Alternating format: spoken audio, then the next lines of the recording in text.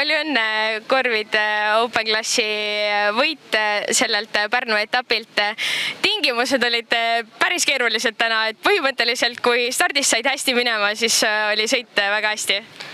Eks tõele vastab ja meil enam-vähem stardid õnnestus, esimene start teine ja teine sõit ka teine, et esimene sõit küll ei õnnestunud enam mööda sõita, tuli tehniline viga natuke otsasõidu lõpus ja pidime natuke hoogu järgi andma, aga teine sõit leidsime selle koha ja saime võidu kätte. Kus te siis lõpuks mööda saite? Ma vaatasin, et teise sõidu ajal te ikka päris alguses seal pusisite, et mööda saada. Jaa, me otsisime pikalt seda kohta ja siis seal tagalainete peal ma vaatasin, kas nüüd või mitte kunagi ja vaatame, äkki viskab üle ja õnnestus seekord ja pääsesime eluga ja saime selle koha võetud.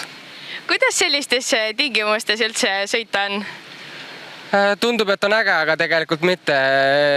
Ega esimesena ei ole vahet, siis on prillid puhtad, aga seal taga kohe nii kui ees olev mees kurvist päästab, on jälle prillid pori täis ja pead jälle tõmbama seda linti ja ega ta tore ei ole ja mõnus, aga see on motosport ja kõigile tingimused võrdsed.